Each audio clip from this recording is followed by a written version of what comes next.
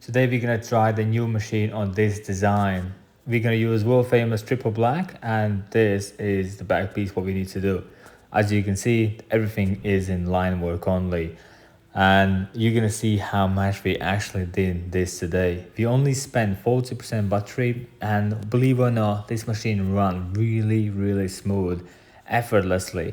If you know, if you are a Cheyenne user, you know what I mean by running smooth and precise and quiet and clean. What I used was 27 mag by Magic Moon. We got 9 round shader, 9 liner, and 15 mag, and it worked perfectly, like easy. And we still got 36% from 75, so we only used like 40% battery for the whole tattoo you just watched. Yeah, it works, and I still pretty much can blast for the whole evening. So I tattooed about 7 hours. It works smooth, clean, precise, and quite soft, and it's a really smooth running machine. You can barely hear it, and it runs flawlessly. It's really good.